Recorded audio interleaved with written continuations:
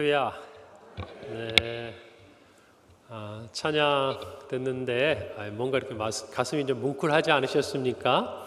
네. 정말 하나님을 찬양함이 또 이렇게 찬양할 수 있음이 기쁨이고 감사라고 고백하는 우리 모든 찬양대원들, 우리 찬양위원회에 속한 모든 우리 찬양 팀원들 모두에게 하나님 은혜가 충만하길 바랍니다. 우리 주일마다 또 에덴 찬양대, 또 시온 찬양대, 또 리브가, 또 소위아 찬양대, 그리고 우리 예배 찬양팀까지 다 포함해서 우리 세션들 모두 포함해서 여러분 어느 한 분 소중하지 않은 분이 없습니다. 그렇지 않습니까? 우리가 늘 예배 드리는 것 같고 늘 나오면 그 자리에 있는 것 같고 늘 우리의 찬양이 드려지는 것 같아도 여러분 그 자리를 한결같이 지킨다는 것은 참 어려운 일이에요. 정말 오늘 이 자리에 특별히 헌신 예배를 통해서 하나님 앞에 귀한 결단으로 나아가는 우리 찬양위원회 산하 모든 성도님들에게 하나님의 큰 은혜가 있길 바랍니다. 제가 이렇게 한 분 한 분 보니까 또 계셔야 할 분들이 몇 분이 보이지 않아요. 그런 것들이 또 제 마음에 조금 걸리긴 하는데 어디선가 보고 계실 거예요. 어디선가 그 자리에 내가 함께 찬양하고 싶어서 함께하고 계시리라고 믿고 우리 모두가 그 마음으로 하나님을 찬양하는 평생이 되기를 바랍니다. 오늘 제가 1부 예배 마치고 또 2부 예배 마치고 우리 교회 처음 오신 분들이 계셨어요. 그래서 부부간에 오셨는데 저하고 잠깐 이야기를 나누는데 한 분이 그 얘기를 하시더라고요. 찬양대 찬양이 목사님 웅장하더라고요. 그래요. 에덴인지 시온인지 궁금하죠. 오늘 고맙게도 1부 2부 때 다 오셨어요. 그런데 제가 그 말씀을 딱 이렇게 들으면서 그렇죠 그랬어요. 저희 교회 성도님들이 찬양의 은혜를 압니다. 찬양 정말 잘하세요. 그래서 제가 우리 성도님들하고 찬양하는 게 굉장히 기쁨입니다. 그랬더니 자기들도 그런 것 같대요. 찬양 들으는데 너무 자기들 은혜 많이 받았다고 얘기하더라고요. 그러니까 우리 찬양대원들이 정말 이렇게 임례 찬양부터 회중 찬양부터 또 여러분 찬양대의 순서를 맡은 하나님께 찬양드리는 모든 순간까지 여러분의 찬양이 이 자리에 앉아있는 모든 성도들도 새로 나오신 분들 또 신앙을 이제 막 알아가시는 모든 분들의 마음을 활짝 열어주는 하나님의 은혜의 도구가 되는 줄로 믿으시기 바랍니다. 예배 섬김이 되는 줄로 믿으시기를 바랍니다. 정말 우리 찬양위원회 우리 위원장님을 비롯해서 모든 분들이 사실은 찬양대 안에 여러 가지 일들이 많아요. 중간중간 또 대원들 모집하는 일부터 또 우리 지휘자 우리 또 반주자 분들은 한 주 한 주 정말 미리미리 찬양을 준비하시고 우리 대원들도 미리미리 와서 준비하시고 끝나고도 집에 못 가고 다 섬기시고 여러분 이런 찬양의 섬김이 있기에 우리 평강교회에 찬양의 은혜가 있는 줄로 믿습니다. 오늘 우리가 함께 읽은 시편 146편 특별히 시편 146편부터 150편까지 이 마지막은요 할렐루야 시편이라고 부릅니다. 왜 그러냐면 시작도 할렐루야, 마지막도 할렐루야.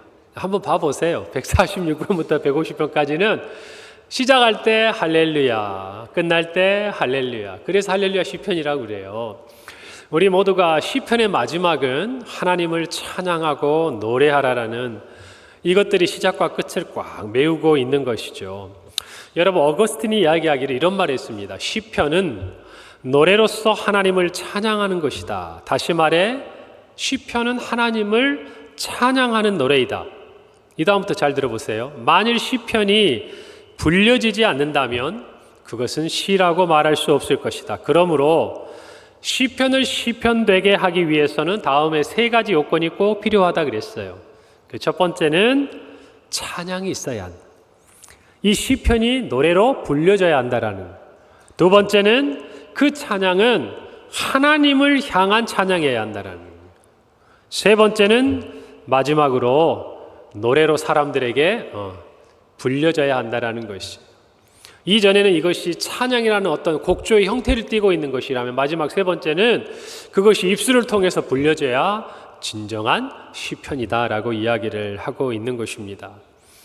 오늘 우리 찬양위원회 모든 성도들뿐만 아니라 우리 한 분 한 분 모두가 우리의 인생이 하나님을 노래하는 시편을 간직한 인생이 되기를 바랍니다. 여러분 우리의 입술에 하나님의 찬양이 있다는 것은 얼마나 귀한 일인지 몰라요. 오늘 특별히 1절 말씀에 보니까 할렐루야 내 영혼아 여호와를 찬양하라 그랬습니다. 여러분 오늘 말씀을 보니까 내 영혼아 찬양하라 그랬어요. 다른 사람의 영혼이 아닙니다. 우리 각자가 하나님을 찬양해야 될 사명이 있는 것이에요.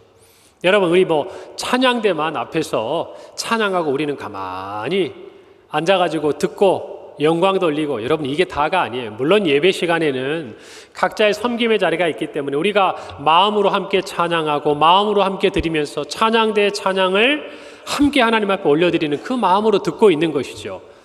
잘하나 못하나 어디 틀리는 데는 없나 누가 좀 잘못하나 이게 아니잖아요. 우리 모두가 함께 그 찬양대가 되어서 주님 앞에 찬양 드리는 거 아니겠습니까? 내가 해야 돼요. 여러분 마찬가지, 여러분들이 삶에 살아가면서 하나님께 드리는 찬양은 우리 각자의 몫이에요. 내 입술에 찬양이 있어야 돼요. 내 삶 가운데 찬양이 있어야 돼요. 내 기도 가운데 찬양이 있어야 되고 예배 가운데 찬양이 있어야 된다는 것입니다. 할렐루야. 여러분 그러니까 찬양을 내가 아닌 뭔가 다른 사람들, 은사가 있는 사람들, 찬양 대원이라 불리는 사람들에만 것이 아니고 우리 모두가 하나님께 마땅히 드려야 될 찬양인 줄 믿으시기 바랍니다. 여러분 그 다음에 내 영혼아 여호와를 찬양하라 그랬습니다.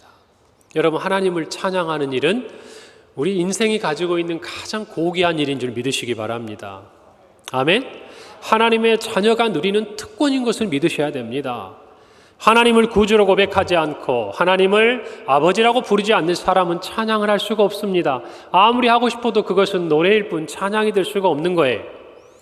그러므로 찬양은 저와 여러분 하나님의 자녀들에게 주신 특권이라는 것입니다. 여러분 그러니 우리가 부르지 않으면 어떻게 되겠습니까? 우리가 부르지 않으면 찬양을 하나님 앞에 올려드릴 사람이 없는 것이죠. 그의 자녀들이 없는 것이에요. 그러니 우리 모두가 찬양을 드립니다. 그런데 이 찬양이 가장 고귀한 것인 줄 아셔야 돼요.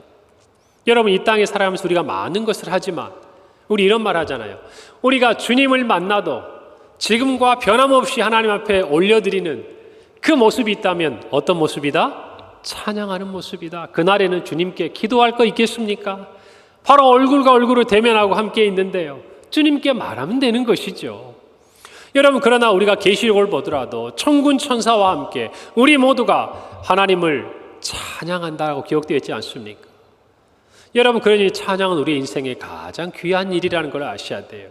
그러니 그 귀한 특권을, 그 권리를 여러분 놓치지 마시기를 바랍니다. 여러분 그런데 어떻게 찬양해야 되냐? 어떤 마음으로 해야 되느냐? 오늘 다윗은 이렇게 말합니다. 할렐루야 내 영혼아 여호와를 찬양하라 그랬어요. 무엇으로 찬양하라고요? 영혼으로 찬양. 여러분 우리 인생에 입술도 있고 여러 가지가 다 있습니다. 그런데 그 중에서도 우리의 영혼은 뭐예요? 우리에게 손에 잡히지 않는 것 같아요. 그런데 그 영혼이라 하는 것은 저와 여러분이 공히 알기에 우리 모두에게 가장 고귀한 것이에요. 그러지 않습니까? 내 영혼은 내 삶에 있어서 내 존재에 있어서 가장 고귀한 것이에요. 그래서 영혼이 구원을 받는 것이 우리에게는 가장 귀한 일이에요. 그런데 여러분 하나님을 찬양함에 있어서 뭐라고 얘기합니까? 내 영혼으로 찬양하라고. 내 영혼으로. 우리 인생의 가장 귀한 것으로, 가장 값진 것으로 하나님을 찬양하라고 이야기를 하고 있는 것입니다. 할렐루야. 여러분 이 의미를 잘 깨달으시기를 바랍니다. 우리의 찬양은 절대 가벼운 것이 아닙니다. 우리의 영혼을 들여서 불러야 될 찬양인 것이에요. 우리의 가장 귀한 것을 들여서 하나님 앞에 드려야 될 찬양인 것입니다. 우리의 몸과 마음을 다해서 드려야 될 찬양인 것입니다. 할렐루야. 그걸 여러분들이 잘 기억하시기를 바랍니다. 여러분 저와 여러분들은 우리가 살아있는 동안 오늘 2절의 말씀처럼 우리의 생전의 여호와를 찬양해야 돼요. 언제 찬양해야 된다고요? 생전에. 우리는 언젠가 삶이 죽음이라는 시간을 맞이할 것을 분명히 알고 있습니다. 히브리서 말씀처럼 사람에게 한 번 죽는 것은 정하신 것입니다. 여러분 그러나 우리가 살아있는 이 때에도 우리는 하나님을 찬양할 것입니다. 할렐루야. 그리고 우리는 우리의 평생 이 땅에서의 마지막 숨을 거두는 그 순간뿐만 아니라 우리에게 주어진 영원의 시간 속에서도 우리는 하나님을 찬양하게 될 것입니다. 여러분, 이걸 우리의 마음속에 잘 기억하기를 바랍니다. 여러분, 그러니 그 찬양의 가장 앞자리에서 예배를 통해 하나님을 찬양하는 우리 대원들, 또 우리 모든 예배 찬양팀과 또 정말 보이지 않게 섬기는 찬양 관련한 모든 섬김이들, 여러분 그분들이 얼마나 복된 자리를 섬기고 있는지 여러분 분명히 깨달으시기를 바랍니다. 그래요. 여러분, 우리는 왜 하나님을 찬양해야 합니까? 첫 번째로 우리는 하나님을 찬송하기 위해 창조되었기 때문에 그래요. 여러분, 이사야서 43장 21절은 이렇게 말씀합니다. 이 백성은 내가 나를 위하여 지었나니 나를 무엇하게 하려 합니다? 찬송하게 하리. 하나님의 창조의 목적이 여기 있는 것이에요. 이 백성을 지으셨답니다. 나를 위해, 여호와 자신을 위해 지으셨답니다. 그런데 그 목적이 뭡니까? 나를 찬송하게 하려고 지으셨다라는. 그러니 저와 여러분이 지음받은 가장 본연의 어떤 목표, 그 목적을 이루는 데 있어서 중요한 게 뭔가요? 찬송하는 거예요. 하나님을 찬송하는 거예요. 여러분들 이걸 잘 아셔야 됩니다. 하나님을 찬송하라고 하니까 그냥 우리가 하나님을 찬송해야 될 어떤 것을 찾아서 하나님을 찬양해야 되고 하나님께 찬양을 드려야 하고 하나님이 그것을 찬양을 받으시고 이런 의미가 아니에요. 하나님이 나를 찬송하게 하겠다라고 말씀하실 때는 우리의 인생 가운데 하나님을 찬송하지 않고는 견딜 수 없고 지나갈 수 없고 참을 수 없는 하나님의 은혜와 능력을 베풀겠다는 뜻이에요. 할렐루야. 하나님이 우리를 지으실 때 이 백성들이 나를 찬송하게 하고자 지었다는 이 말은 이 백성들을 향해서 찬송하지 않고는 견딜 수 없는 하나님의 은혜와 긍휼을 내가 베풀겠다라는 하나님의 약속이라는 것입니다. 여러분, 그걸 아셔야 돼요. 오늘 이 말씀을 함께 나누면서 우리가 찬양이라는 걸 생각할 때 그냥 우리가 하나님께 드리는 거다? 아니에요. 이렇게 생각하세요. 드리지 않고는 견딜 수 없도록, 드리지 않고는 참을 수 없도록 하나님 우리의 인생 가운데 찬송이 되어 주시겠다는 거예요. 할렐루야. 이걸 믿으셔야 됩니다. 단순히 우리 입술로 드려지는 곡조 있는 노래로 끝나는 것이 아니라 그 찬송이 되려면 여러분 조금 전에 감사했잖아요. 여러분, 하나님이 주셔도 감사하고 하나님이 취하셔도 감사하고 건강해도 감사하고 연약해도 감사하고 왜 이게 가능합니까? 우리 인생 가운데 아프고 건강하고 무엇인가 얻고 또 놓아야 하는 이 모든 것으로도 다 표현할 수 없는 하나님의 은혜가, 하나님의 사랑이 우리 안에 있다라는 것을 고백하는 거 아니겠습니까? 그래서 우리는 하나님을 찬송할 만해서 하는 게 아니에요. 세상 사람들 눈으로 볼 때는 야, 네가 무슨 하나님 앞에 찬송을 하냐? 하나님이 너를 사랑한다면 너에게 이럴 수 있냐라고 얘기할지 모르지만 그들이 알지 못하는 찬송의 제목이, 찬양의 제목이 저와 여러분에게 있게 하시겠다라는 것이에요. 이것은 하나님의 뜻이에요. 내가 이렇게 하겠다라는 것이에요. 그러니 여러분의 찬양은 하나님의 은혜의 통로가 되는 것입니다. 할렐루야. 할렐루야. 그래요. 두 번째로 우리가 조금 전에 어거스틴의 말처럼요, 오직 하나님만 찬양해야 돼요. 이것이 찬양에 대한 우리의 자세입니다. 이사야 42장 8절에 이렇게 말씀하십니다. 나는 여호와이니 이는 내 이름이라. 나는 내 영광을 다른 자에게 내 찬송을 우상에게 주지 아니하리라 그랬습니다. 여러분, 찬양 받으실 분은 한 분이십니다. 누구십니까? 하나님이십니다. 이것을 우리가 놓아버리면 찬송을 통해 우리에게 임하는 하나님의 은혜가 단절이 돼요. 여러분, 그걸 아셔야 됩니다. 하나님이 아닌 다른 것들을 우리가 찬송하기 시작하면, 그것들을 경배하기 시작하면 이것은 하나님이 찬송을 통해서 우리에게 주시는 그 은혜의 수로가 막히는 것이에요. 저와 여러분 모두가 분명히 이것들을 깨닫기를 바랍니다. 여러분, 그러니 찬송하는 게 영적으로 수지 맞는 것 아닙니까? 여러분이 찬송하지 않을 이유가 없는 것 아닙니까? 그리고 하나님만 찬송해야 되지 않겠냐 그 말입니다. 우리는 찬양을 생각할 때 또 하나의 중요한 사실을 기억해야 됩니다. 그것은 예수 그리스도 안에서 하나님을 찬송할 수 있다라는 거예요. 예수님이 오시기 전에는요, 우리는 하나님에 대해서 찬송을 합니다. 그리고 하나님의 선하심과 인자하심을 찬양합니다. 그러나 예수님이 이 땅에 오신 다음에는 우리는 예수 그리스도 안에서만 찬양하는 것이에요. 이 의미를 아셔야 됩니다. 예수 그리스도를 떠나서는, 예수 그리스도를 믿지 않고서는, 예수님을 영접하지 않고서는 하나님을 찬송할 수 없다는 사실을 아셔야 돼요. 왜요? 하나님께서 예수 그리스도 안에서만 찬송을 받기로 하셨기 때문이에요. 여러분, 이것을 아셔야 돼요. 그러니 저와 여러분만이 하나님을 찬송할 수 있는 것입니다. 예수 그리스도를 믿는 믿음 안에서 우리는 하나님을 찬송할 수 있다라는 것이에요. 에베소서 1장 12절에 이는 우리가 그리스도 안에서 전부터 바라던 그의 영광의 찬송이 되게 하려 하셨다라고 기록하고 있습니다. 누구 안에서? 그리스도 안에서. 여러분, 그래서 우리에게는 예수 그리스도밖에 없는 것이에요. 그분이 우리에게 귀한 분이라는 것입니다. 오늘 우리 모두가 이 찬양의 자리에 함께 있으면서 이 세 가지를 한번 잘 마음에 간직해 보세요. 우리는 찬송을 위해 지음받았습니다. 그리고 우리는 오직 하나님만 찬양해야 합니다. 그리고 우리는 예수 그리스도 안에서 하나님을 찬송할 수 있습니다. 여러분, 이 사실을 여러분의 마음에 간직한다면 찬양할 때 우리의 자세가 어때야 될지 아시겠지요?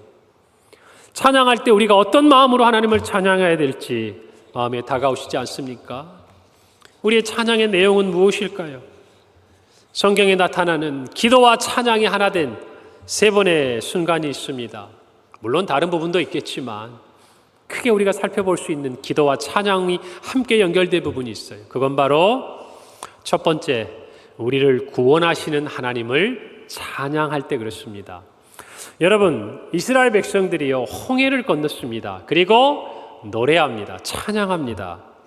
출애굽기 15장 1절에 이렇게 기록하고 있어요. 이때 모세와 이스라엘 자손이 이 노래로 여호와께 노래하니 일러스되 내가 여호와를 찬송하리니 그는 높고 영화로우시며 말과 그 탄자를 바다에 던지셨음이로다 그랬습니다. 여러분, 이어지는 시편 118편 14절은 여호와는 나의 능력과 찬송이시요 또 나의 구원이 되셨다라고 이야기합니다. 여러분, 우리는요, 우리를 구원하신 하나님을 찬양해야 합니다. 어떤 하나님을 찬양하자고요? 구원하시는 하나님. 홍해 앞에는 홍해가 가로막고 있고 뒤에는 애굽의 군사들이 자기를 죽이기 위해 쫓아오는 그 절체절명의 순간에 그들을 구원하신 하나님을 출애굽기 15장 1절에서 모세와 이스라엘 자손이 찬양하고 있는 것이. 여러분, 오늘 이와 같은 찬양을 하나님은 기쁘게 받으시기를 원하십니다. 그 찬송을 위해 우리를 구원하십니다. 그 찬송을 위해 우리를 건지십니다. 그 찬송을 위해 우리를 살리시는 분이에요. 할렐루야. 여러분, 그걸 아셔야 됩니다.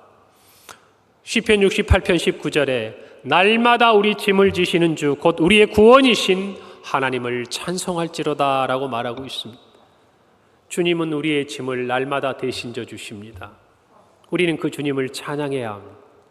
우리가 이 땅 가운데 살아가면서 지고 있는 삶에 곤고하고 어려운 모든 짐들을 주님께서는 벗겨주시는 거예요. 그리고 대신 져 주시는 거예요. 그리고 우리를 구원해 주시는 거예요. 여러분, 이것을 아셔야 돼요. 우리를 구원하신 하나님의 능력은 값없이 우리는 받지만 하나님은 그 모든 일을 우리를 대신하여 행하시는 분이라는 것을 아셔야 합니다. 여러분, 이러니 우리가 이 구원의 하나님을 어찌 찬양하지 않을 수 있겠습니까? 마찬가지로 하나님은 우리를 죄에서 구원하셨습니다. 우리가 아는 대로 하나님께서 세상을 사랑하시고 독생자를 주셨습니다. 그를 믿는 자마다 멸망치 않고 영생을 얻게 하셨습니다. 이어지는 3장 17절에 이렇게 말씀하시죠. 하나님이 그 아들을 세상에 보내신 것은 세상을 심판하려 하심이 아니요 그로 말미암아 세상이 구원을 받게 하려 하심이라 라고 이야기하고 있습니다. 여러분, 이 말씀을 잘 기억해야 합니다. 사랑하는 성도 여러분, 우리를 구원하시는 하나님을 찬양하십시다. 저와 여러분을 구원하신 그 하나님의 은혜에 감사하고 노래하십시다. 여러분, 두 번째로 우리는 우리의 기도에 응답하시는 하나님을 찬양하길 바랍니다. 여러분, 사무엘상 1장에는 한 여인의 기도가 나옵니다. 한나입니다. 아들을 얻기를 구했던 그 여인의 간절한 기도에 하나님은 응답하셨어요. 사무엘상 1장 20절에 한나가 임신하고 때가 이름에 아들을 낳아 사무엘이라 이름하였으니 이는 내가 여호와께 그를 구하였다라고 기록하고 있습니다. 여러분, 사무엘 이름 뜻이 뭔지 아세요? 여기 성경에 있는 그대로예요. 내가 여호와께 그를 구했다. 또 다른 문자적인 의미로 본다면 여호와께서 들으셨다, 이런 의미들을 가지고, 그러니까 사무엘 그 자체가 기도의 응답의 열매인 것입니다.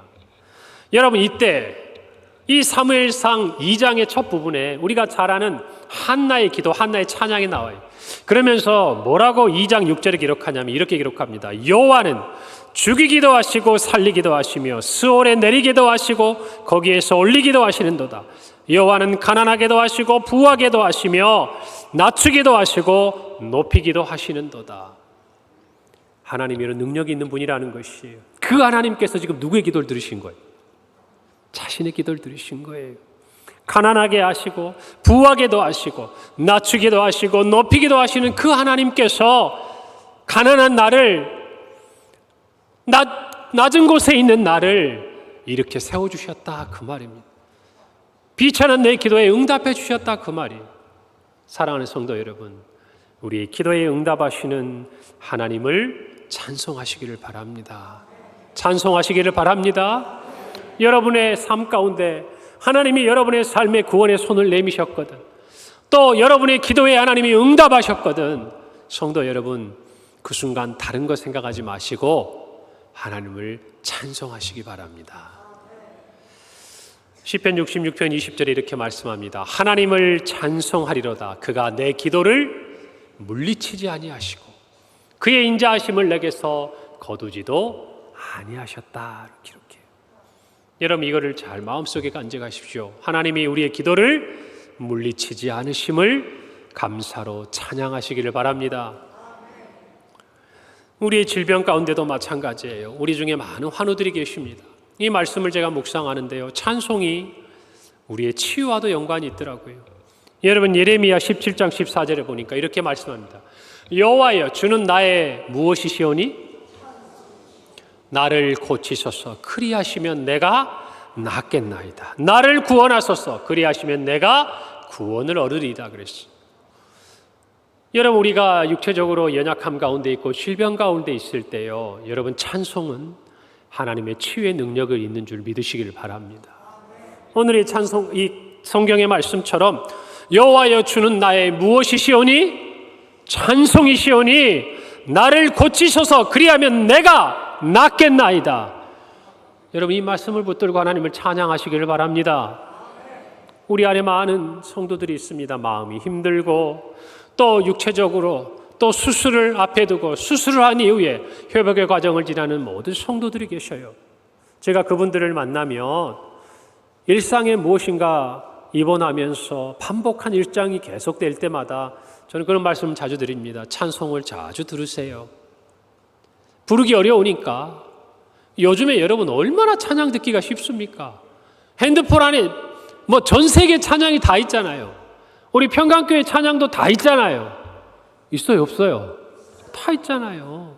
어디에 있든지, 병원에 있든지, 집에 있든지, 교회에 있든지, 어디 멀리 부모님 댁에 갔든지, 여러분, 우리가 함께 드리는 이 찬양이, 오늘 함께 드린 이 감사라는 찬양이 늘 우리의 손 안에 있는 거 아니겠습니까? 이 얼마나 놀라운 은혜입니까? 여러분, 이 찬송의 은혜를 마음껏 누리시기를 바랍니다. 특별히 우리 안에 환우들이 있고 그 가족이 계신 분들은 오늘 이 말씀대로 이렇게 기도하세요. 하나님이 나의 찬송이십니다. 하나님이 나의 찬송이십니다.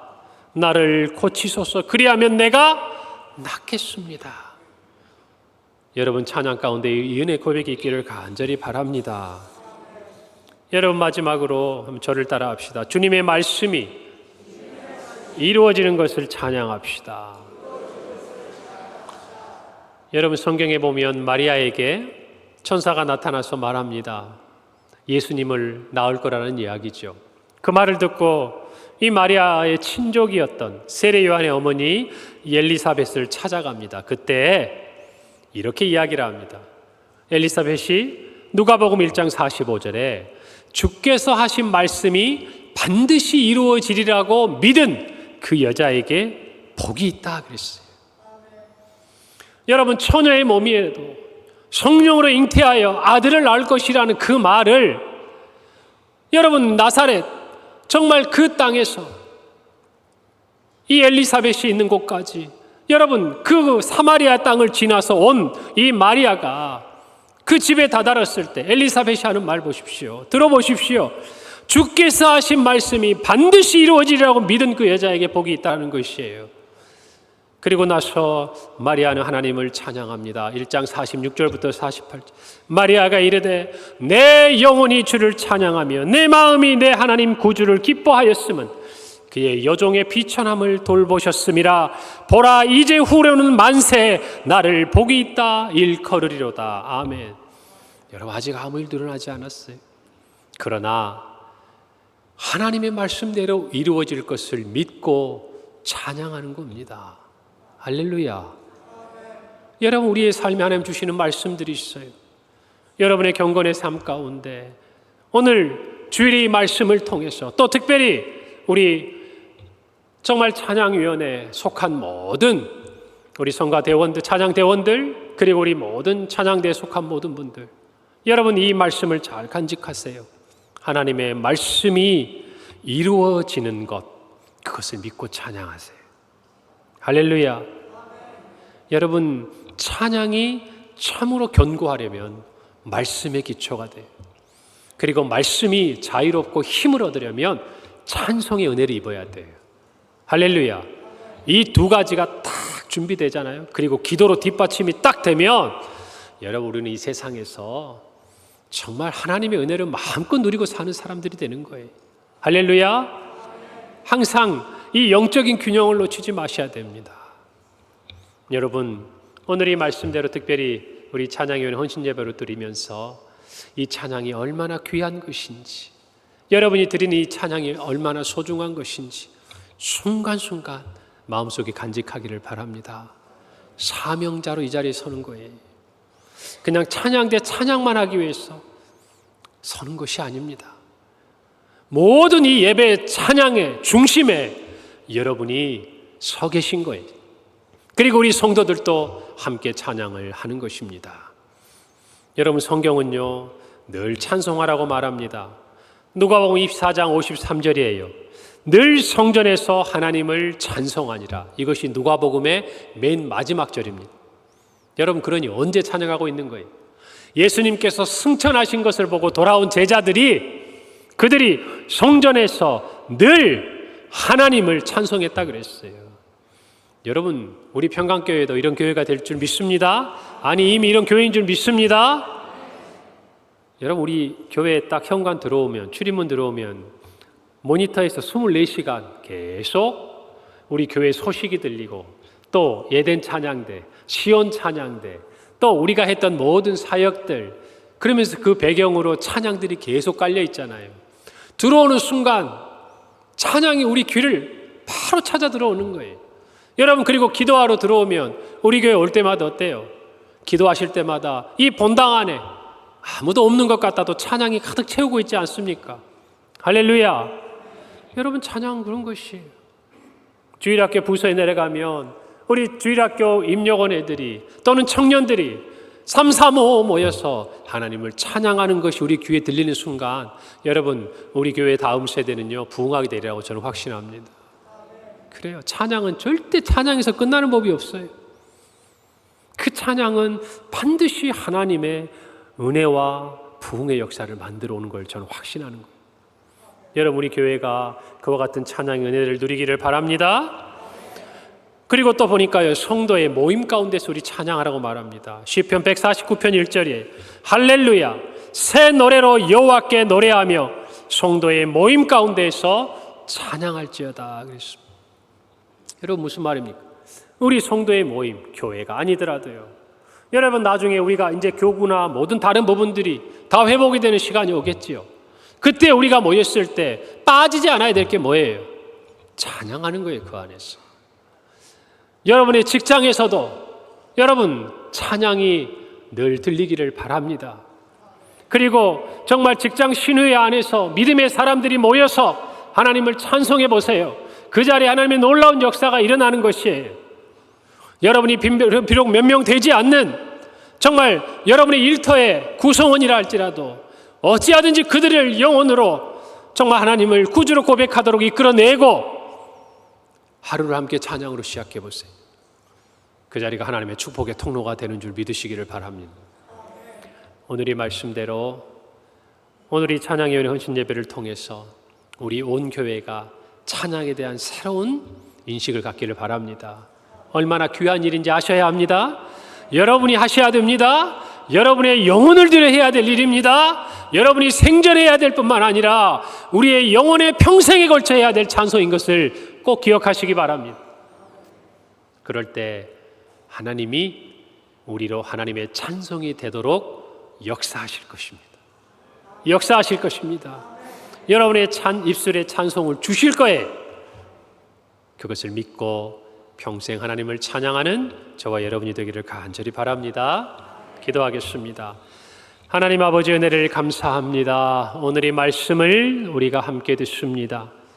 하나님 아버지, 정말 이 말씀 가운데 거하시는 주님, 할렐루야, 내 영혼아 여호와를 찬양하라. 우리 자신부터 가장 귀한 것으로 주님을 찬양하며 우리로 주님의 찬송이 되게 하고 타겠다 약속하신 주님의 뜻대로 우리의 삶의 모든 자리가 주님을 노래하는 찬송의 자리가 되게 하여 주시옵소서. 이 사명을 가지고 나아가는 우리 찬양위원회에 속한 찬양대, 정말 에덴, 시온, 리브가, 소희야, 그리고 예배 찬양팀, 그 외에 찬양을 위해 섬기는 모든 분들에게 하나님 오늘 특별한 하나님의 은혜를 더하여 주시고 오늘 이 예배를 통하여 자신들의 삶에도 하나님의 찬송의 능력과 은혜를 사모하는 모든 성도들에게 주님 찬송이 되도록 부어주시고 구원해 주시고 응답해 주시고 말씀대로 이루어 주시옵소서. 감사드리고 예수님의 이름으로 기도합니다. 아멘.